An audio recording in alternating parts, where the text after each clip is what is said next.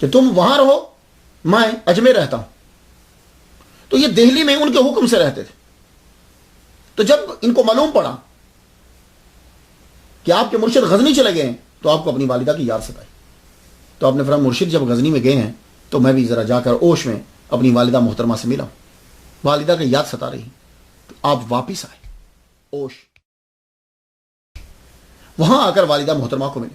تو ہر ماں کی آرزو ہوتی ہے کہ میرے بیٹے کی شادی ہو جائے، میرے بیٹے کے بچے ہوں، ہر ماں کی آرزو ہوتی ہے. تو آپ کی والدہ محترمہ نے کہا بیٹے تم شادی کر لو.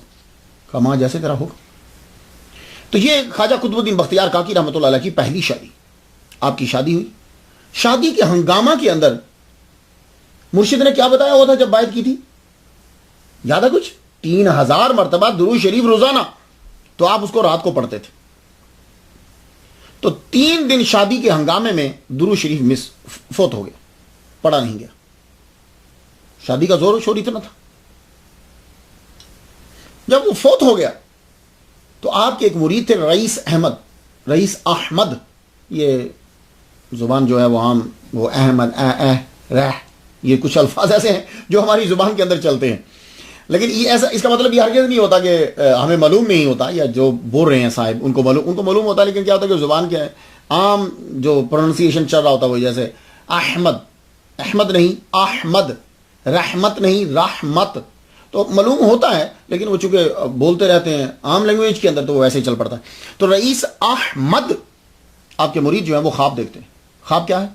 بہت ایک میدان کے اندر ایک خوبصورت خیمے کے دروازے پہ حضرت عبداللہ بن مسعود رضی اللہ تعالیٰ عنہ کھڑے. عبداللہ بن مسعود دربار جیسے کھڑا ہوتا ہے نا ویسے کھڑے ہیں. تو باہر آتے ہیں، وہ آدمی کی عرضی لے کے جاتے ہیں، حضور اس نے ملاقات کرنی ہے.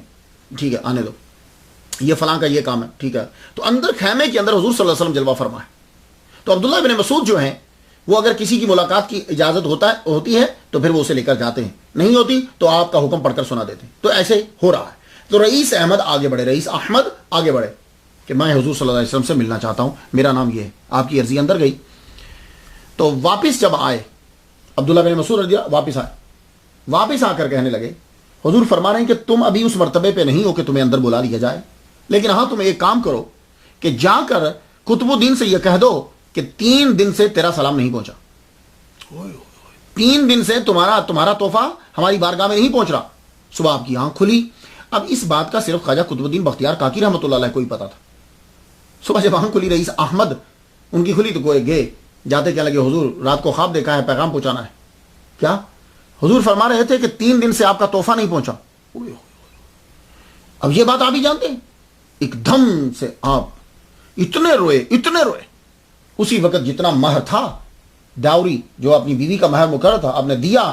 دینے کے بعد کہنے لگے تیری وجہ سے 3 دن میں سرکار کی بارگاہ میں درود نہیں پڑھ سکا، میں تمہیں طلاق دیتا ہوں، میں بھار اٹھا نہیں سکتا، جاؤ.